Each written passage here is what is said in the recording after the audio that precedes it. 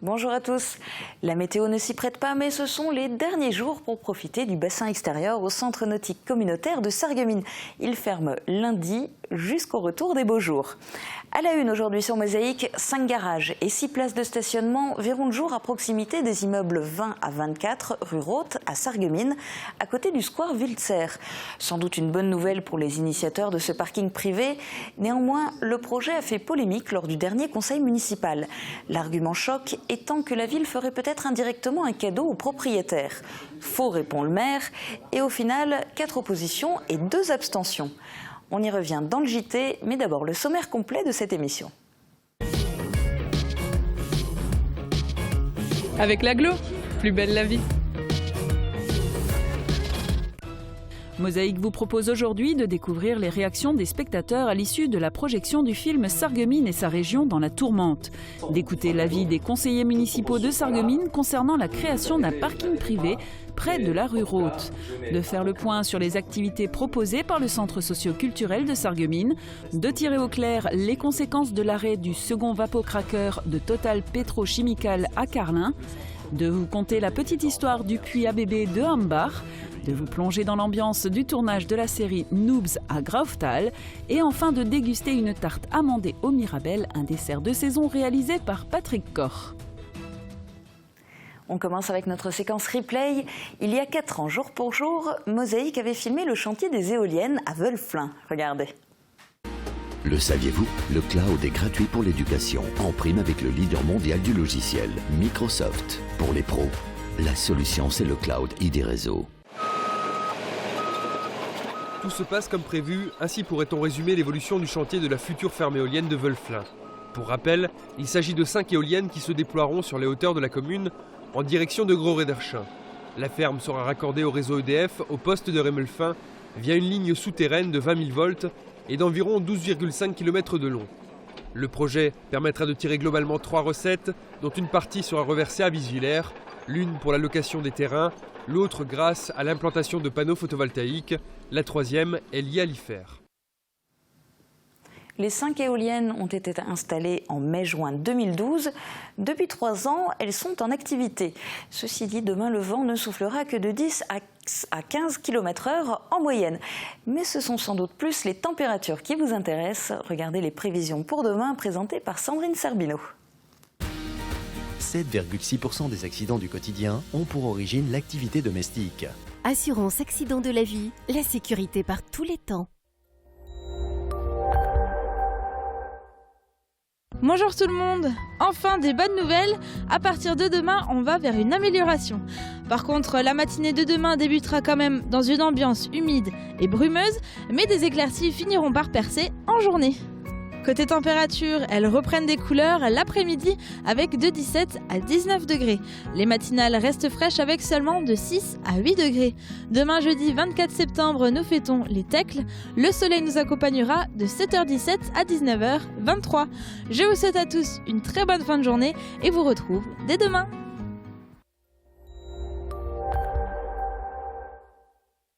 Je parraine un ami et tout le monde y gagne. Mon filleul, ma banque et moi. Au Crédit Mutuel, un client satisfait rayonne. Tour d'horizon des titres à la une du Républicain Lorrain aujourd'hui.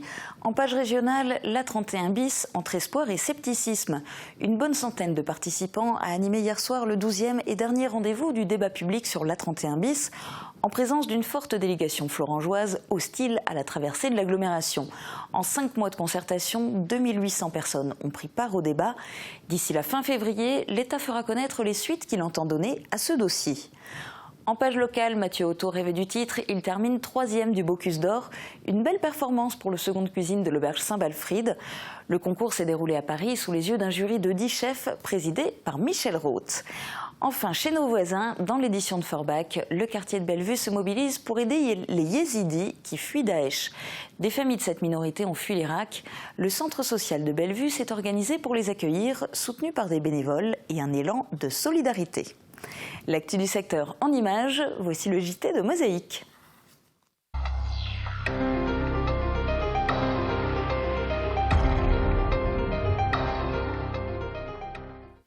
Un parking privé Square Wiltzer, c'est non pour 4 conseillers municipaux de l'opposition.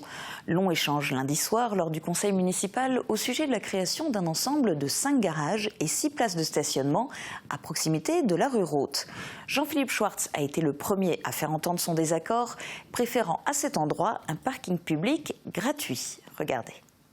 En fait, on est dans un quartier où il y a des difficultés de stationnement, vous l'avez dit. Et donc là, vous nous proposez de mettre à disposition gratuitement, enfin pour 5 € par an, c'est ça, un espace de parking de façon privée, qui a une valeur pécuniaire importante. Donc là, en fait, on fait un cadeau à des gens qui sont certainement très gentils. On leur augmente la valeur de leurs biens, alors qu'on pourrait réaliser un aménagement qui pourrait profiter de façon globale aussi bien à ces personnes-là qu'aux étudiants. Je me suis posé les mêmes questions, donc vos questions sont tout à fait légitimes. S'il y avait de la part de l'État une évaluation ou une considération comme quoi on fait un cadeau, eh bien, je veux dire, moi je m'en tiens aussi à ce que me dit l'État en la circonstance. Là, en l'occurrence, c'est le privé qui, sur un terrain de la ville, certes, mis à disposition sous forme de bail, réalise des places de stationnement et permet de désengorger quelque peu le quartier qui en a besoin. Enfin, je rappelle quand même qu'à l'issue du bail, le bien revient à la ville. Au niveau financier, d'accord, la ville, ça ne coûte rien. Vous l'avez dit, je veux bien en croire, il n'y a pas de problème. Le souci discriminant pour moi, c'est qu'il y a une plus-value énorme. Si on prenait ce parking, cet emplacement, et qu'on faisait du parking gratuit public, les étudiants en profiteraient, mais également tous les riverains du secteur. Premièrement, déjà, il n'appartient pas à la ville, puisque vous parlez d'étudiants, c'est chaque fois la communauté d'agglomération qui réalise ce type d'équipement, et elle l'a fait un peu plus gros. À supposer que le propriétaire valorise sous forme de location, laissez-moi vous dire que c'est un peu plus court, que c'est un peu plus mesuré que ce que vous sembliez dire. Moi, je ne comprends pas pourquoi la ville ne vend pas le terrain, alors. S'ils ne savaient pas comment faire... Parce que la ville a le souci de l'intérêt général. Parce que si un jour, la ville ou la communauté d'agglomération avait un projet d'extension, on ne sait pas comment évolue le monde universitaire. Aujourd'hui, une habitation au centre-ville, un appartement avec ou sans garage, c'est au moins 30 ou 40% de différence. Un bien qui coûte 200 000 €, parce qu'il y a un garage, vous y ajoutez 30% de valeur. Ça, personne ne peut vous croire ici. Je le redis, ça a été dit plusieurs fois. À l'issue du bail, la ville récupère toute l'emprise de ce parking. En choisissant cette option, vous obérez vos possibilités d'action sur cette parcelle pour plusieurs dizaines d'années, et donc vous obérez, par exemple, votre possibilité d'y faire quelque chose pour les étudiants. Chaque fois qu'il y a une ouverture de formation, évidemment la question du parking, on en discute, on trouve des solutions. On a déjà fait également une projection il y a un certain nombre d'années, quand on a réalisé le parking qui est à l'arrière du campus universitaire, par rapport aux besoins, etc. Différentes options avaient été dessinées, qui ne concernaient même pas directement cet emplacement-là. Y a-t-il des oppositions? Des oppositions? 1, 2, 3, Catherine, vous avez compté. Des abstentions? Voilà.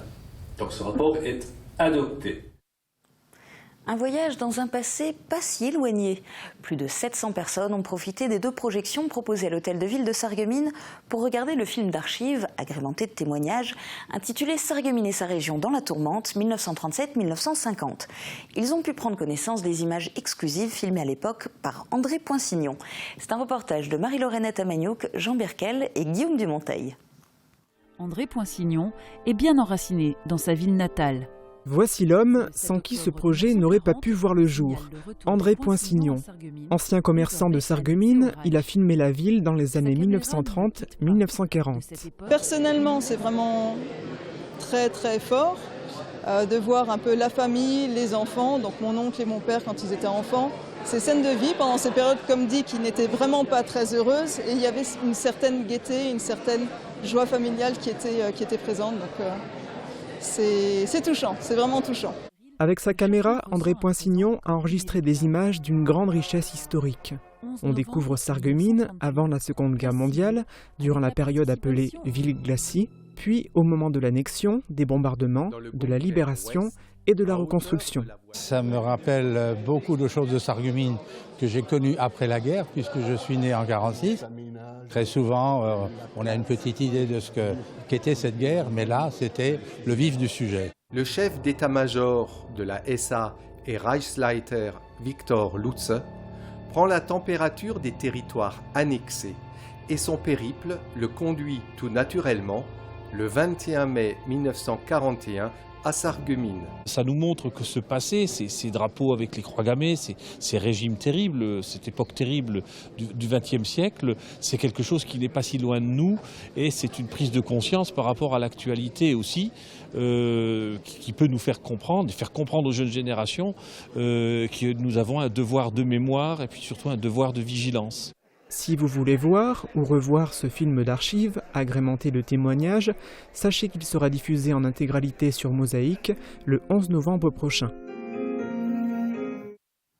Une semaine en Lorraine, c'est un magazine d'infos réalisé en commun par plusieurs chaînes de télévision locales.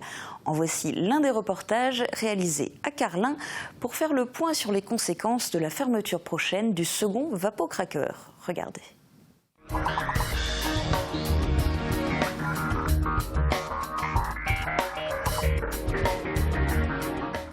La direction maintenant Carlin, en Moselle-Est, à la plateforme pétrochimique de Total, spécialisée dans les matières plastiques, qui a dévoilé ses nouvelles orientations. Elle confirme la fermeture du Vapocracker pour la fin d'année 2015 et arrête ainsi la fabrication de produits pétrochimiques de base. À l'avenir, elle se concentrera sur les matériaux plastiques innovants et pour cela, 160 millions d'euros ont été investis dans l'unité polyéthylène. Objectif de ces projets, développer des activités innovantes à plus forte valeur ajoutée. Mais cette évolution aura aussi pour impact le reclassement de plus de 400 emplois. Un reportage signé Mirabel TV. Ces petites billes en plastique, Total en fabrique par milliers sur le site pétrochimique de Carlin. 150 000 tonnes par an. Un produit omniprésent dans notre quotidien que Total souhaite améliorer. Le groupe pétrochimique investit aujourd'hui 160 millions d'euros pour adapter et restaurer la performance économique de la plateforme. Pour faire de Carlin, à l'horizon 2016, le centre européen de référence pour les résines d'hydrocarbures. Un projet d'avenir mené un an après l'annonce de la fermeture du deuxième Vapocracker fin 2015. Mais pour le groupe, cet investissement n'est en rien une mesure compensatoire. Il ne s'agit pas d'un investissement de compensation, mais vraiment ça correspond à la volonté de Total de rester sur le site de Carlin-Saint-Avold et à mener une réflexion très aboutie sur quels sont des développements de produits sur une plus forte valeur ajoutée. L'unité de polyéthylène en activité depuis 1970 va se doter d'un laboratoire. En construction actuellement, il permettra d'améliorer sensiblement la qualité du polyéthylène et ainsi viser de nouveaux marchés. L'activité de polystyrène déjà présente sur le site va être consolidée et de nouvelles unités vont être créées. L'une pour fabriquer des résines utilisées dans la confection de lubrifiants et de colle haut de gamme. La deuxième pour fabriquer du polypropylène, matière plastique utilisée dans l'automobile. Si Total s'engage à ne pas licencier le personnel lié à l'arrêt du Vapocracker fin 2015, il n'annonce cependant aucune embauche pour ses activités polymères, mais un repositionnement des 407 salariés. Demain, nous aurons des métiers nouveaux, à peu près 110 métiers nouveaux.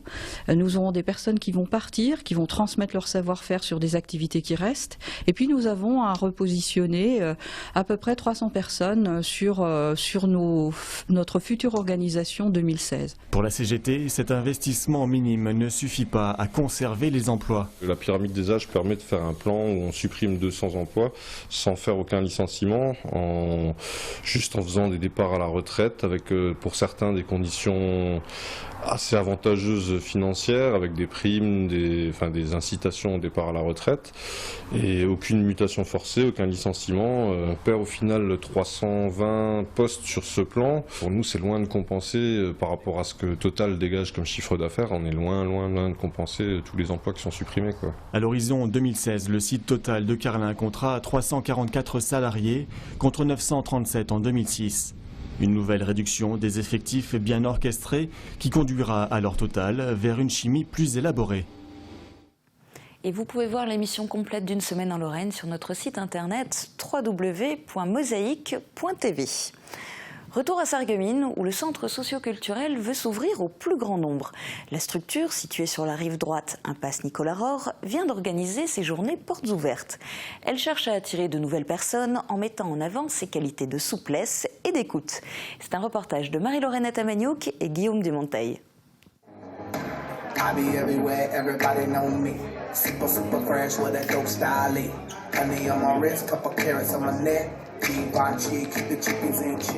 Il s'agit d'un espace en mouvement, un endroit où il y a de l'animation.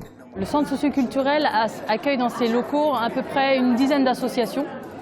On les appelle les associations hébergées.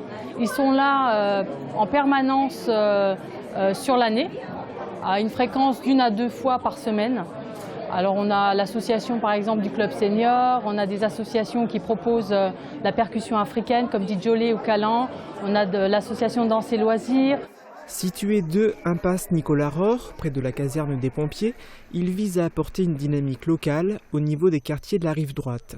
Mais il passe encore un peu inaperçu. Je pense qu'on s'est amélioré par rapport à ça, mais il y a encore du travail à faire. On se rend bien compte qu'on n'est pas encore assez connu et que les habitants ne viennent pas encore assez à nous, soit par manque effectivement d'informations, mais on essaie d'améliorer ça via les réseaux de communication que nous avons, comme Facebook, les sites internet, les médias. Mais aussi, je pense qu'ils ne se sentent pas forcément concernés ou ils ne voient peut-être pas encore vraiment la place qu'ils peuvent prendre parce que c'est un outil qui leur est destiné, c'est un équipement de quartier qui est là aussi pour eux, avant tout. Nous, on est là pour les accompagner aussi dans leurs projets et leurs initiatives. En plus du volet animation, le centre socio-culturel est un centre social qui aide notamment les familles fragilisées. Il héberge également les enfants durant les temps de périscolaire et il leur propose des mercredis éducatifs et des centres aérés. Il vient d'ailleurs d'obtenir un agrément avec la CAF pour 4 ans. Dans un instant, vous allez découvrir la petite histoire du puits à bébé de Hambar, la recette de la tarte amandée au Mirabelle et vous pourrez plonger dans l'univers de la web-série Noob en cours de tournage en Alsace-Lorraine. A tout de suite.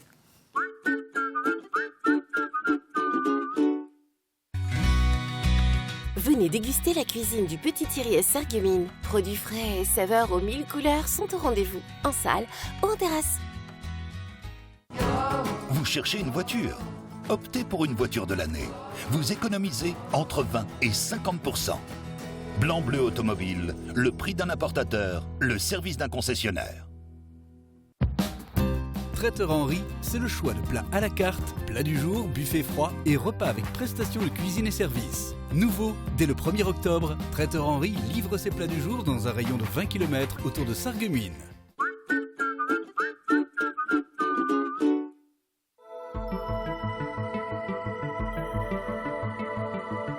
AVS. Notre métier, vous accompagner.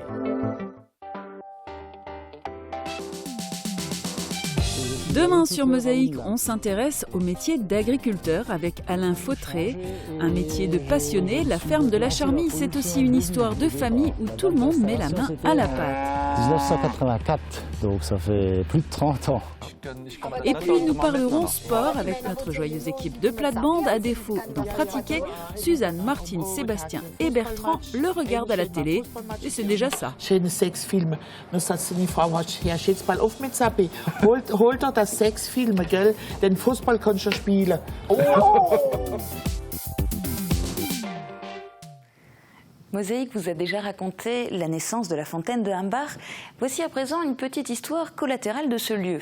Le puits de 200 mètres de profondeur, creusé par Solvay et d'où vient l'eau de la fontaine, a été refermé. Il se situe dans la rue du Cimetière. Couvert par la végétation, aujourd'hui on ne distingue quasiment plus son emplacement. Mais ce puits a été au cœur de l'imaginaire des enfants de Hambar pendant de nombreuses années.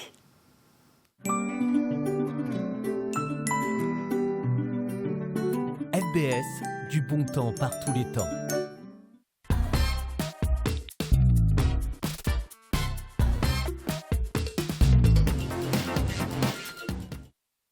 En 1912, la fontaine de Hambar voit le jour et l'on referme le puits d'où l'eau avait jailli quelques années plus tôt. Aujourd'hui, il y a un couvercle de fer là-dessus, métallique. Et à l'époque, donc, ce couvercle s'était fermé. justement, c'est quand même 200 mètres de profondeur. Alors, les enfants, bien sûr, toujours curieux, se demandaient ce qu'il y avait là-dedans.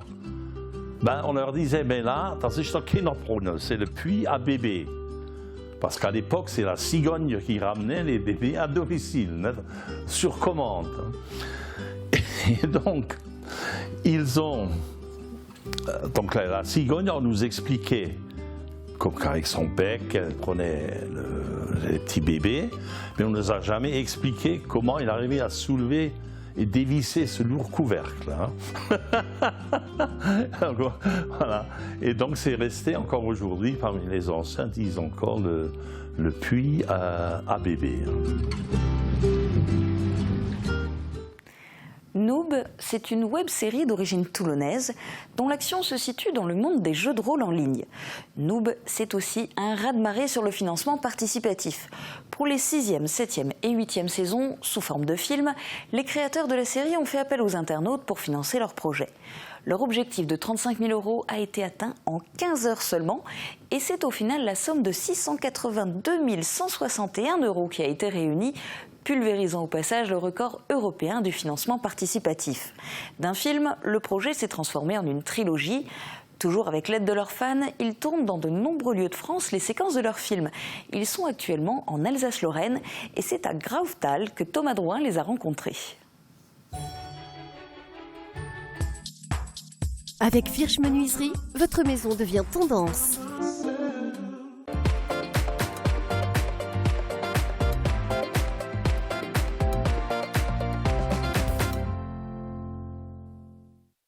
Je suis Omegazel l'assassin, le meilleur DPS de la guilde Noob et maintenant de la guilde de justice, futur numéro 1 d'Olydri.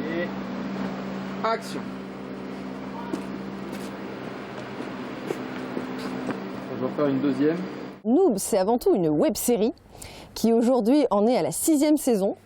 Ça traite du monde des jeux vidéo en ligne, des MMORPG. Et on suit l'aventure de la fameuse guilde Noob, une guilde de bras cassés. En fait, ce qui est bien dans Noob, c'est qu'on est tous mauvais à notre façon. Moi, je joue un personnage qui est très nombriliste, donc qui pense beaucoup à lui, alors que c'est un jeu qui met en avant des qualités de groupe. Donc, quand il faut prêter assistance à ses camarades, il est jamais présent en fait. Et en plus, a beaucoup de mal à évoluer avec le personnage féminin du groupe. Avance-toi un peu, Zel, un tout petit peu. Voilà. On a eu la chance inouïe d'avoir le record européen de crowdfunding et le fait d'avoir ce financement nous a permis de nous expatrier un peu aux quatre coins de la France, puisqu'on a tourné en Normandie, on a tourné dans les alentours de Carcassonne, on a tourné aussi pareil du côté de Lyon, et à chaque fois ce sont des fans qui nous ont proposé, qui avaient la possibilité avec les mairies de constituer des dossiers et qui seuls de leur propre initiative ont fait les autorisations pour nous obtenir des lieux de tournage. Ça va être la dernière saison de Noob en fait, ce qui correspond finalement au 3e film de la trilogie pour ceux qui ont suivi le crowdfunding. Là il y a des diffusions qui ont repris pour ce qui est de la saison 7. Et pour une diffusion du film, puisqu'il sera remonté, on va dire mi-mars.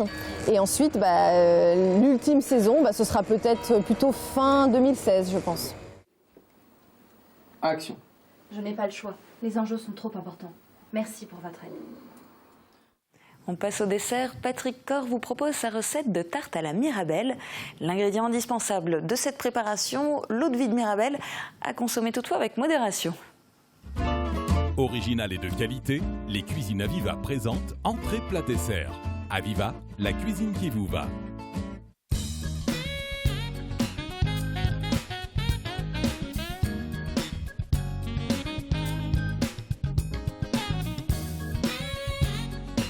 Bonjour à tous, en dessert tout simplement on va prendre un plat de saison, du moins de fin de saison, ça sera une tarte amandée à la Mirabelle. Foncez la pâte dans un moule à tarte et piquez le fond à la fourchette. Enfournez dans un four préchauffé à 180 degrés pendant une dizaine de minutes, à surveiller. Pendant ce temps, préparez la crème d'amande, mélangez les œufs, le sucre, la poudre d'amande et ajoutez 2 cuillères à soupe d'eau de vie de Mirabelle. Étalez cette crème d'amande sur le fond de tarte pré-cuit, Disposez dessus les mirabelles dénoyautées et saupoudrées de sucre vanillé. Enfournez une nouvelle fois à 180 degrés pendant 35 minutes. Pas besoin d'attendre très longtemps pour la déguster, cette tarte peut être servie tiède. Pour réaliser cette tarte, il vous faudra une pâte feuilletée pur beurre, 400 g de mirabelles dénoyautées, 2 œufs, 120 g de sucre, 120 g de poudre d'amande, de l'eau-de-vie de mirabelle et 2 sachets de sucre vanillé. Petit conseil, pour la tarte à la mirabelle, vous mettrez de la pâte d'amande, ce qui permet de ne pas détremper la tarte. Vous pouvez également utiliser des mirabelles congelées. Alors, la petite astuce, c'est de les congeler sur un plat à tarte. Vous aurez juste la quantité nécessaire pour garnir votre fond de tarte. D'autre part, l'alcool de mirabelle, le schnapps, comme on dit chez nous, n'est pas forcément obligatoire, mais vivement conseillé. Bon appétit. Bon appétit, et pour le ciné après le dessert, rendez-vous sur la page Facebook de Mosaïque pour tenter de gagner une entrée gratuite pour le film de votre choix. Pour finir cette émission, je vous propose de regarder le clip Les Crocs du Dragon. C'est peut-être le futur hymne du FC Metz. Très bonne journée à tous, à bientôt.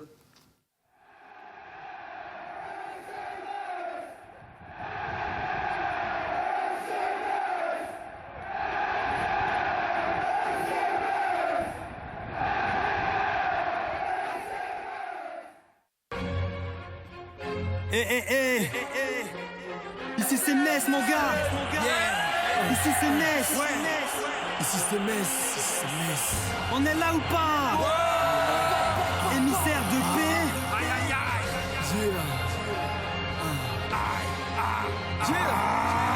Ici c'est Metz mon gars, pas Paris. On s'appuie sur nos valeurs sans Qatari. C'est dans la défaite qu'on se forge. Branche-toi sur la fréquence de Thomas Jean-Georges. France Bleu Lorraine Nord, c'est la radio. Ou alors va au stade et mouille ton maillot. Saint-Symphorien, c'est ma deuxième maison. On ne lâche rien pour cette nouvelle saison.